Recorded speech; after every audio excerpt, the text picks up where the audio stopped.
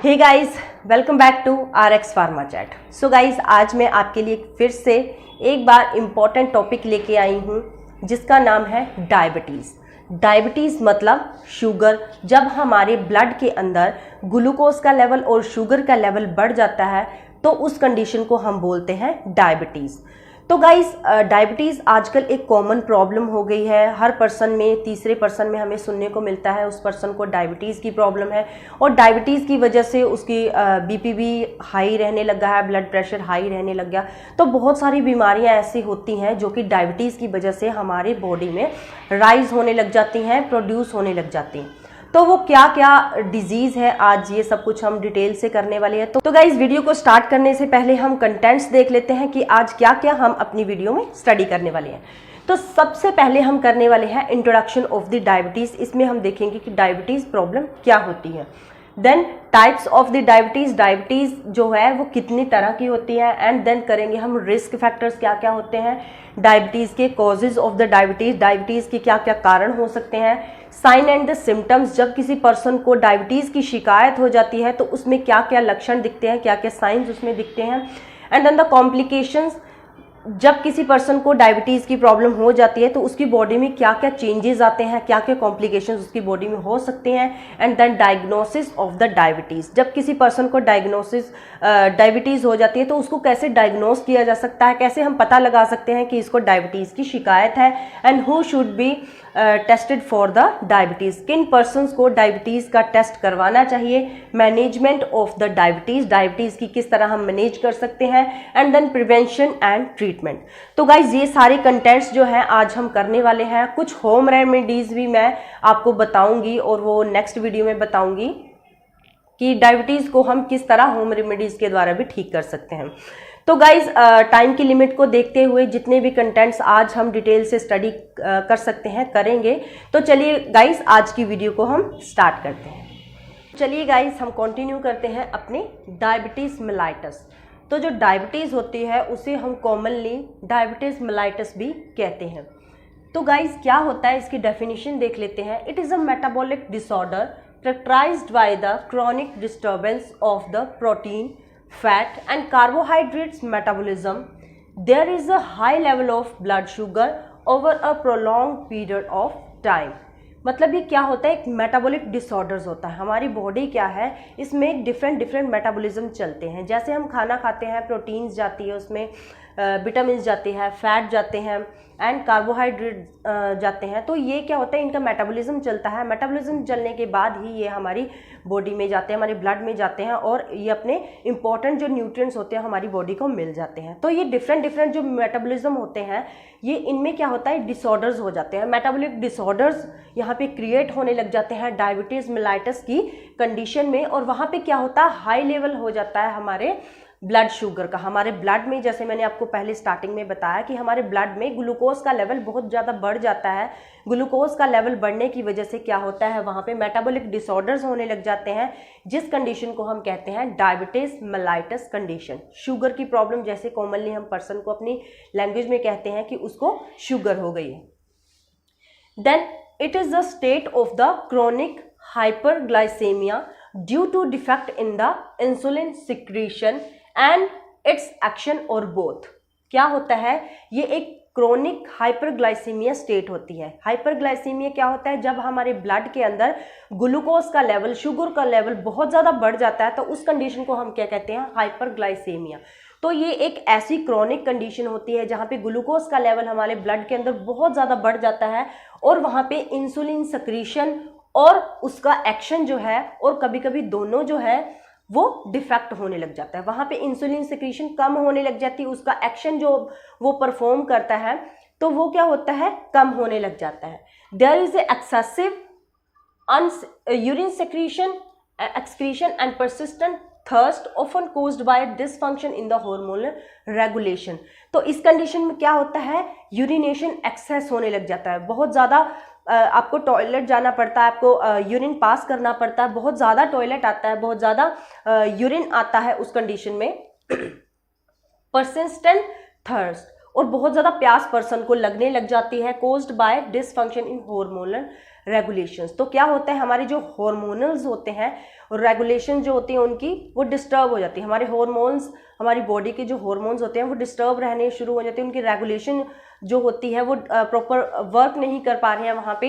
इसलिए वहाँ पे क्या होती है, यूरिन की एक्सेशन हो जाती है एंड वहाँ पे थर्स्ट की एक्सेशन हो जाती है। मतलब बहुत ज़्यादा ये एक्सेस में बढ़ जाते हैं, जिसकी वजह से हमारा क्या होता है, ब्लड शुगर लेवल हाई हो जाता है और वहाँ पे क्या होता है, डायबिटीज़ मेलिटस की प्रॉब्लम हो जाती है। तो यहाँ पे वर्ड आया है गाइस, इंसुलिन सिक्रीशन, और उसका जो एक्शन होता है वो डिफेक्ट हो जाता है। तो क्या होता है, इंसुलिन सिक्रीशन बहुत ज़्यादा इंपॉर्टेंट है। तो आपने कई बार नॉर्मली भी देखा होगा कि जिनको शुगर की प्रॉब्लम होती है, डायबिटीज़ की प्रॉब्लम होती है, तो वो इंसुलिन अपनी मेडिसिन में लेते हैं। कई पर्सन तो ऐसे होते हैं कि अपने पेट में इंसुलिन के इंजेक्शन लगा लेते हैं और वो खुद ही लगा लेते हैं। तो इंसुलिन बहुत ज़्यादा ज़रूरी होती है। हमारे क्या होते हैं, इंसुलिन हमारे पैनक्रियाज से सिक्रीट होती है, पैनक्रियाज से प्रोड्यूस होती है, और ये हमारी क्या करती है, ग्लूकोज को हमारी सेल्स तक पहुंचाने में, मूव करवाने में बहुत ज़्यादा हेल्प करती है। लेकिन जब हमारी इंसुलिन की सिक्रीशन वहाँ पे डाउन हो जाती है, इंसुलिन की प्रोडक्शन वहाँ पे डिफेक्ट हो जाती है और उसका एक्शन वहाँ पे डिफेक्ट हो जाता है, तो क्या होता है, ग्लूकोज हमारे सेल में अच्छे तरीके से नहीं जा पाता है, जिसकी वजह से वो वहाँ पे वर्क नहीं कर पा रहा है, वो हमें एनर्जी प्रोवाइड नहीं कर पा रहा है, और वो क्या होता है, धीरे धीरे जमा होना शुरू हो जाता है, हमारे ब्लड स्ट्रीम में चला जाता है और वहाँ पे हमें डायबिटीज मेलिटस की प्रॉब्लम होने लग जाती है। It is a very commonest endocrine disease in childhood और एडल्ट। ये एंडोक्राइन डिजीज होती है जो आजकल के बचपन से लेके बड़ों तक देखी जाती है। मतलब ये छोटी एज से ही स्टार्ट हो जाती है। कई बहुत सारे ऐसे केसेस अवेलेबल हैं आज के टाइम में कि छोटे बच्चों में शुगर की प्रॉब्लम देखी गई है और ये अडल्ट टाइम तक चलती है। In the diabetes pancreas not producing enough insulin. जैसे मैंने आपको बताया कि हमारा जो पेनक्रियाज होता है वो हमारे इंसुलिन को प्रोड्यूस करता है। तो ये पेनक्रियाज क्या होता है, ये हमारे लिवर के बीच में और हमारे स्टमक के बीच में एक छोटा सा पार्ट होता है जो कि इंसुलिन की प्रोडक्शन करता है। तो ये जब प्रोड्यूस करता है इंसुलिन को, ये इनफ इंसुलिन प्रोड्यूस नहीं कर पाता है, और क्या होता है, और cells of the body not responding the properly to insulin production, और हमारी सेल्स जो है वो भी प्रॉपरली रिस्पॉन्ड नहीं कर रहे हैं ताकि वहाँ पे इंसुलिन की प्रोडक्शन हो। जब हमारी इंसुलिन की प्रोडक्शन सुफिशिएंट हो गई हमारी बॉडी में, तो वो हमारी ग्लूकोज को मैनेज कर देगा, हमारे ग्लूकोज को अच्छे तरीके से टिश्यूज में भेजेगा, हमारे बॉडी में भेजेगा, उसका मेटाबॉलिज्म करेगा, और जिसकी वजह से हमें कोई प्रॉब्लम नहीं हो। लेकिन जब इंसुलिन की प्रोडक्शन ही डिफेक्ट हो गई, वहाँ पे इंसुलिन की प्रोडक्शन ही लो हो गई वहाँ पे, तो क्या करेगा, वहाँ पे जो हमारा ग्लूकोज है वो वहाँ पे एक्सेस होने लग जाएगा, वहाँ पे इकट्ठा होने लग जाएगा हमारे ब्लड स्ट्रीम के अंदर, और हमारे हाइपरग्लाइसीमिया कंडीशन हो जाती है। ग्लूकोज बहुत ज़्यादा हमारे ब्लड स्ट्रीम में बढ़ जाता है और डायबिटीज़ मेलिटस की प्रॉब्लम वहाँ पे होने लग जाती है गाइस। तो ये मैंने आपको दो डायग्राम बता रखे हैं। ये देखिए, नॉर्मल कंडीशन में हमें क्या होता है, इस तरीके से हमें हमारे ब्लड के अंदर, ये हमारा ब्लड का एक छोटा सा मैंने आपको पार्ट दिखाया। तो नॉर्मल कंडीशन में हमारे ब्लड में ग्लूकोज का लेवल इतना होता है, लेकिन जब एक्सेस हो जाता है इसका, एक्सेस में क्या होता है, हाइपरग्लाइसीमिया की कंडीशन में क्या होता है, यहाँ पे ग्लूकोज के लेवल बहुत ज़्यादा बढ़ गया, तो बहुत ज़्यादा बढ़ गया, बढ़ने की वजह से हाइपरग्लाइसीमिया कंडीशन हो गई, वहाँ पे शुगर की प्रॉब्लम हो गई, डायबिटीज़ मेलिटस की वहाँ पे प्रॉब्लम हो गई है। Chronic hyperglycaemia of diabetes is associated with a long term damage. क्या होता है, जब क्रोनिक हाइपरग्लाइसीमिया हो जाता है, जब लॉन्ग टर्म के लिए हमारे ब्लड में ग्लूकोज का लेवल बढ़ता ही जाता है और वो मैनेज नहीं हो पाता है, वो एक जगह मतलब वो कम नहीं हो पाता है, वो नॉर्मल कंडीशन में ही नहीं आ पाता है, तो वहाँ क्या होता है, लॉन्ग टर्म जब ये चलता है तो डैमेज होने लग जाती है हमारी बॉडी में, कई ऑर्गन्स की डिसफंक्शनिंग होने लग जाती है, हमारे ऑर्गन्स जो है वहाँ पे फेलियर होने लग जाते हैं, वो प्रॉपर वर्क नहीं कर पाते, उनकी डिसफंक्शनिंग हो जाती है वहाँ पे। स्पेशली इनमें मेन ऑर्गन्स आते हैं, हमारी आइज़ डैमेज हो जाती हैं, हमारी किडनी डैमेज हो जाती है, हमारे नर्व्स जो है उसमें ग्लूकोज इकट्ठा होने की वजह से वो ब्लॉक हो जाती हैं, वो प्रॉपरली वर्क नहीं कर पाती हैं, बीपी राइज होने की यहाँ कंडीशन हो जाती है, हार्ट की प्रॉब्लम्स हो जाती है, हार्ट डिजीज होने लग जाती है, हार्ट अटैक्स आने लग जाते हैं और ब्लड वेसल्स वहाँ पे डिफेक्ट होने लग जाती हैं। तो गाइज अब हम बात करते हैं types of diabetes. Diabetes mellitus जो होती है वो कितनी टाइप से होती हैं। वैसे तो गाइज इसकी दो टाइप्स होती हैं main, type 1 diabetes mellitus and type 2 diabetes mellitus. लेकिन आजकल क्या हो गया है, इसकी बहुत सारी जो टाइप्स हैं वो फाउंड करी गई हैं टेस्ट के विदाउट। तो क्या क्या इसकी टाइप्स होती हैं चलिए देखते हैं। Type 1 diabetes mellitus, type 2 diabetes mellitus, pre diabetes, gestational diabetes and the diabetes insipidus and others. तो सबसे पहले हम यहाँ पे देखते हैं टाइप 1 डायबिटीज मेलाइटस क्या होती है। टाइप 1 डायबिटीज मेलाइटस जो होती है उसको हम juvenile diabetes and insulin dependent diabetes कहते हैं। इंसुलिन डिपेंडेंट डायबिटीज इसको क्यों कहते हैं, ये आपको डायबिटीज 1 डायबिटीज, जब मैं आपको टाइप 1 डायबिटीज के बारे में बताऊंगी तो एंड में आपको पता लगेगा। तो चलिए गाइस देखते हैं। सबसे पहले मैं आपको डायग्राम से यहाँ पे समझाती हूँ। ये हमारे पास पेनक्रियाज है। तो पेनक्रियाज एक ऐसा हमारा ऑर्गन होता है जो कि इंसुलिन प्रोड्यूस करता है। तो इंसुलिन यहाँ पे ये प्रोड्यूस कर रहा है और ये जो हमारे ब्लड में ग्लूकोज है, ये इंसुलिन क्या कर रहा है, उस ग्लूकोज को हमारे सेल्स में मूव कर रहा है ताकि वहां पे जाके ग्लूकोज हमारा यूटिलाइज्ड हो जाए, हमें एनर्जी प्रोवाइड करे और जो एक्स्ट्रा ग्लूकोज है वो बिल्कुल भी वहां पे ना रहे। तो यहाँ पे इंसुलिन जो है वो एक की तरह ट्रीट कर रहा है, हमारे ग्लूकोज को हमारे सेल्स में भेज रहा है और वो प्रॉपर वर्किंग हमारी वहां पे ग्लूकोज की हो रही है, प्रॉपर यूटिलाइजेशन वहां पे हो रही है। लेकिन डायबिटीज मेलाइटिस कंडीशन में यहाँ पे क्या हो रहा है, जो हमारा पेनक्रियाज होता है, तो यहाँ पे क्या होता है, इसमें क्या होता है, जो बॉडी हमारी होती है वो अपने ऊपर ही अटैक करने लग जाती है। जो एंटीबॉडीज हैं वो अपने ऊपर ही अटैक करने लग जाती हैं डायबिटीज की कंडीशन में। तो यहाँ पे हमारा पेनक्रियाज क्या होता है, ये इसमें क्या होता है, बीटा सेल्स जो प्रेजेंट होते हैं पेनक्रियाज में, उन सेल्स की वो सेल्स खत्म हो जाते हैं। वो सेल्स खत्म होने की वजह से क्या होता है, हमारा इंसुलिन वहां पे प्रोड्यूस नहीं हो पाता है। इंसुलिन जब जब इंसुलिन यहाँ पे प्रोड्यूस नहीं होता है तो हमारा ये जो ब्लड में ग्लूकोज होता है ये फ्रीली वहाँ पे घूमने लग जाता है, फ्रीली वहाँ पे रन करने लग जाता है। तो ये हमारे इंसुलिन वहाँ पे प्रेजेंट नहीं है तो वे हमारे ग्लूकोज को हमारे सेल्स में मूव नहीं करवा रहा है। तो क्या कर रहा है, ये हमारा जो ग्लूकोज है ये हमारे ब्लड स्ट्रीम में इकट्ठा हो ही जा रहा है, एक्यूमुलेट हो ही जा रहा है। वहाँ पे हाइपरग्लाइसीमिया की कंडीशन हो जाती है, हमारे ब्लड में ग्लूकोज का लेवल बहुत ज़्यादा बढ़ जाता है। तो क्या होता है guys, it is a chronic condition और ऑटो इम्यून डिजीज। ये क्रोनिक कंडीशन होती है जो टाइप 1 डायबिटीज होती है और ऑटो इम्यून डिजीज होती है, in which the pancreas produce little और नो इंसुलिन। जिसमें क्या होता है, ये क्रोनिक कंडीशन ऐसी होती है जिसमें हमारा जो पेनक्रियाज होता है या तो बहुत कम इंसुलिन प्रोड्यूस करता है, इतनी इंसुलिन प्रोड्यूस करता है जो कि हमारी ग्लूकोज को सेल्स में सेंड करने के लिए, भेजने के लिए वहाँ पे सफिशिएंट नहीं होती है, या बिल्कुल भी वहाँ पे इंसुलिन प्रोड्यूस नहीं हो रहा है।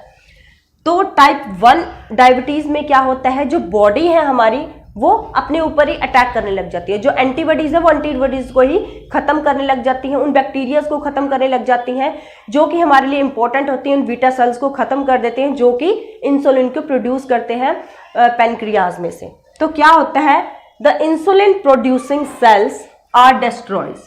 जो इंसुलिन को प्रोड्यूस करने वाले सेल्स होते हैं जिनको हम बीटा सेल्स कहते हैं, वो डिस्ट्रॉय हो जाते हैं। वहां पे up to 10% of the people have the type 1 diabetes.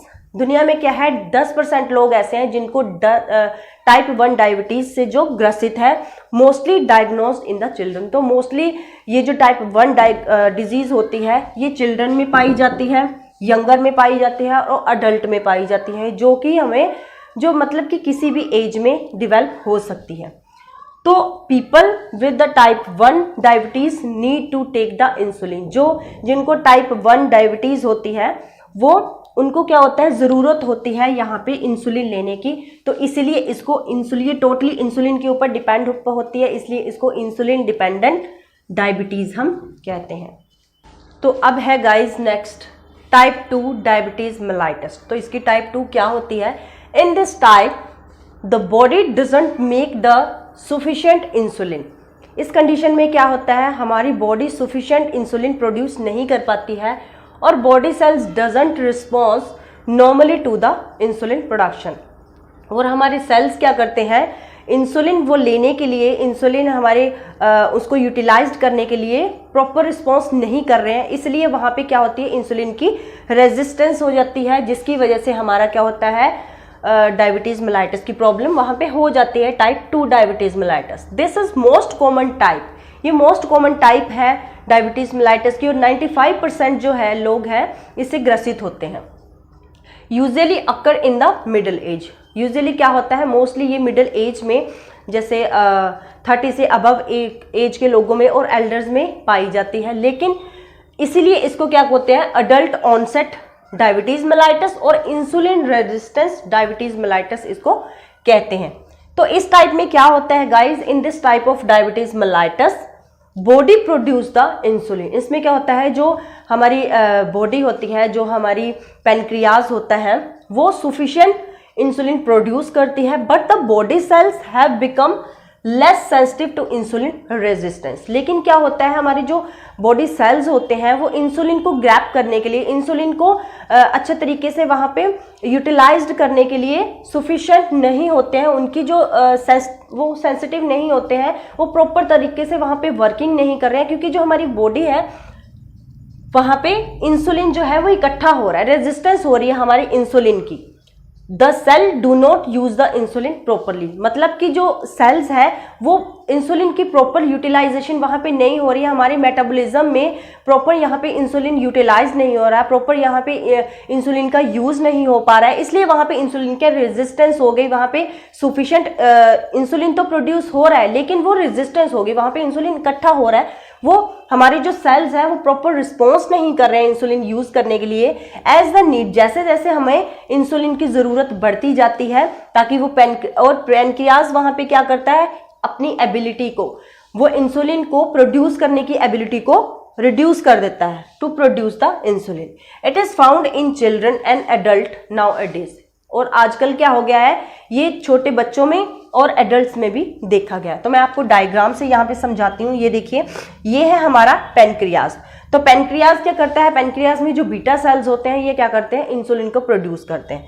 तो जब इंसुलिन हमारा प्रोड्यूस हो रहा है तो ये ब्लड वेसल्स में चला गया। ब्लड वेसल्स में जाने के बाद हमारा जो ग्लूकोज लेवल है वो इंक्रीज हो गया। किस वजह से, because muscle unable to use the glucose due to rises और इनसुफिशिएंट इंसुलिन।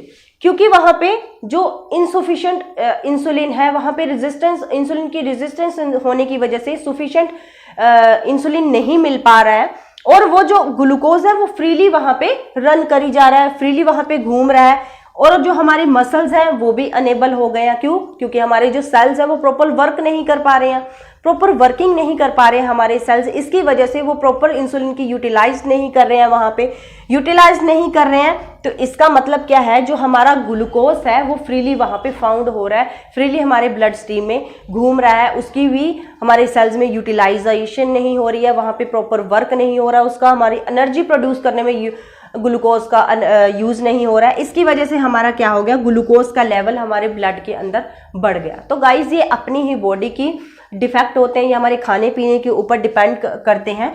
तो एज ए रिजल्ट क्या हो गया हमारी बॉडी में, जब बॉडी में हमारे ब्लड स्ट्रीम में ग्लूकोज का लेवल बढ़ जाता है तो उस कंडीशन में क्या होता है, हाइपर लिपिडेमिया होता है। लिपिड्स की जो वहाँ पे वैल्यू है वो हमारी बढ़ जाती है, हाइपर लिपिडेमिया हो जाती है, लिपिड्स बहुत ज़्यादा बढ़ जाते हैं, बहुत ज़्यादा लेवल तक बढ़ जाते हैं हमारी बॉडी में, हमारी ब्लड में लिपिड्स। और जो फैटी एसिड्स होते हैं, जो फैट्स होते हैं, वो हमारे ब्लड में फ्रीली सर्कुलेट करने लग जाते हैं, फैट सर्कुलेट करने लग जाते हैं। इसका मतलब वहाँ पे ओबेसिटी है, वहाँ पे मोटापा है। मोटापा जब हमारी बॉडी में हो जाता है तो वहाँ पे इंसुलिन की रेजिस्टेंस हो जाती है। तो मेन कारण यहाँ पे डायबिटीज 2 मेलाइटस का क्या होता है, ओबेसिटी होता है और इनहेरिटेंस होता है, मतलब कि ये जेनेटिकली भी चलता है।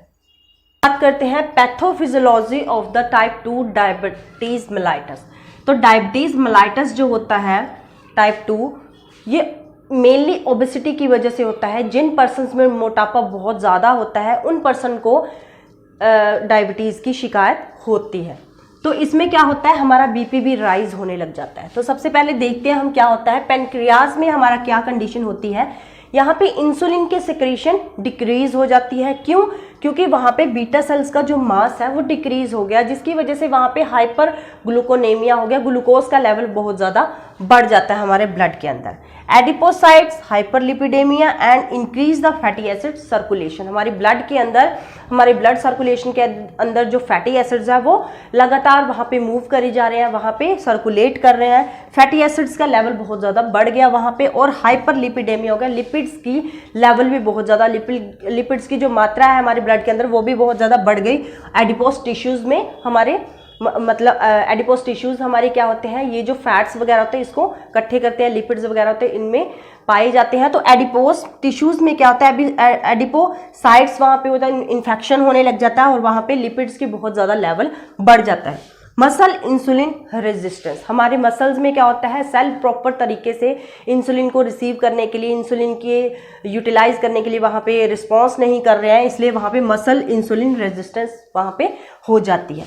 तो हमारे लिवर में क्या होता है, इंसुलिन के रेजिस्टेंस हो जाती है, हमारे जो सेल्स है प्रॉपर इंसुलिन की यूटिलाइजेशन के लिए वहाँ पे प्रॉपर वर्क नहीं कर रहे हैं, रिस्पॉन्स नहीं कर रहे हैं और हैप्टिक्स ग्लूकोज आउटपुट हमारी जो है वो बढ़ जाती है।